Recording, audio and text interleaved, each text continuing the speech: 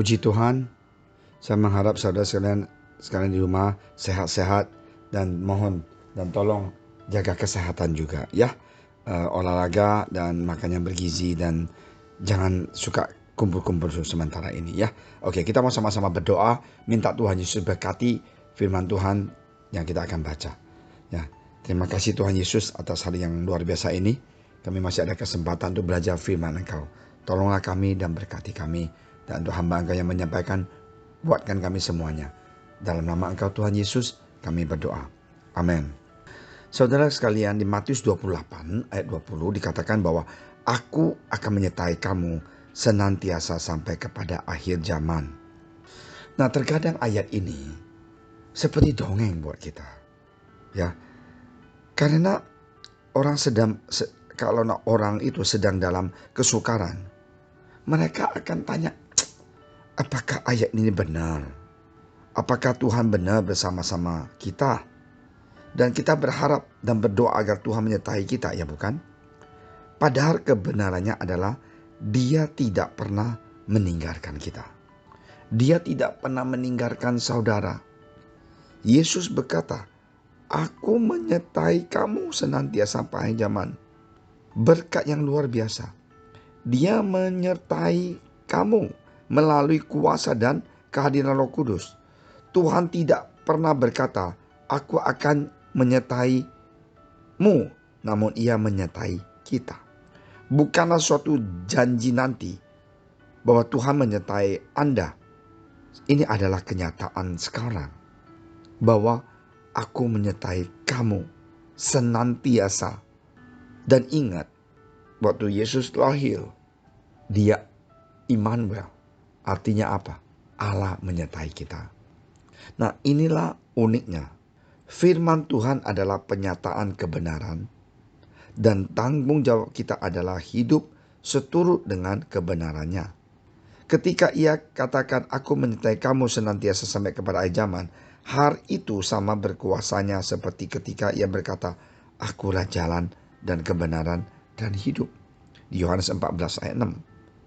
Jadi berpikirlah, berkatalah, dan hiduplah dengan kesadaran, keyakinan dan kepastian bahwa Tuhan ada dalammu dan bersamamu, karena memang demikian adanya.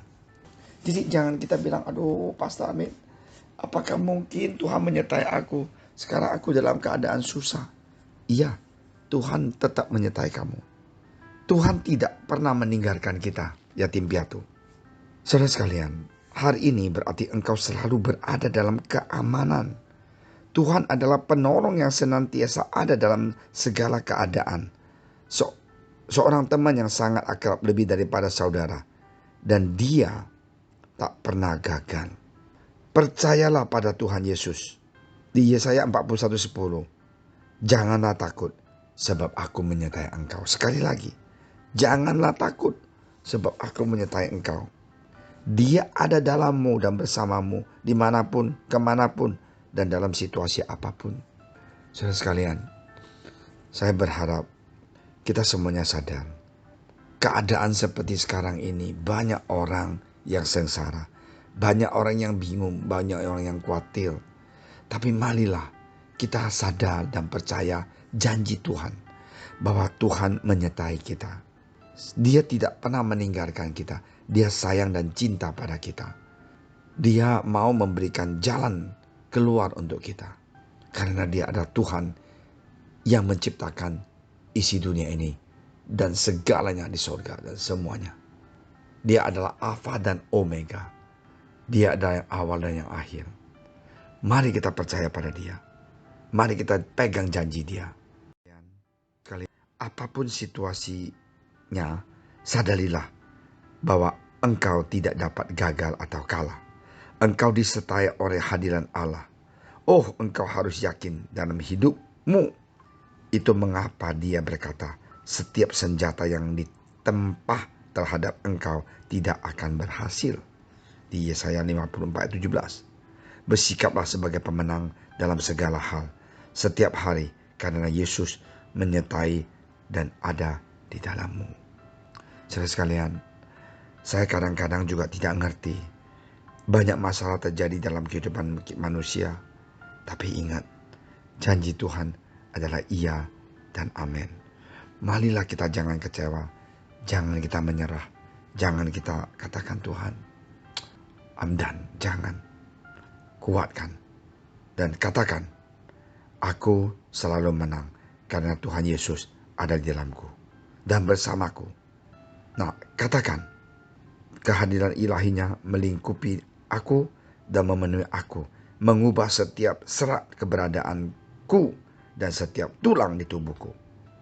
Aku memiliki pola pikir kemenangan dan aku berkuasa atas keadaan di dalam nama Tuhan Yesus. Marilah kita positif dan claim victory. Claim bahwa kita telah menang. Kita renungkan firman Tuhan. Kamu bilang, Pastor Amin, apakah kamu gak pernah down? Oh, saya kalau bilang saya gak down, saya suka bilangin saya adalah manusia yang paling munafik. Saya pernah down, saya juga gak tahu mau ngapain. Saya juga bingung, Tuhan, apakah Engkau benar menyertai aku? Tapi puji Tuhan, aku cepat-cepat pegang janji Tuhan. Contohnya, kita renungkan di 1 Yohanes 4:4. Kamu berasal dari Allah, anak-anakku, dan kamu telah mengalahkan nabi-nabi palsu itu. Sebab roh yang ada di dalam kamu lebih besar daripada roh yang ada di dalam dunia. Nah, ingatlah ayat seperti ini. Claim the victory, bahwa kita pasti akan menang. Ya, nah, satu lagi, Yohanes 14:17, yaitu roh kebenaran dunia tidak dapat menerima dia, sebab dunia tidak melihat dia dan tidak mengenal dia. Tetapi kamu, yaitu kita, mengenal dia, sebab ia menyertai kamu dan akan diam di dalam kamu.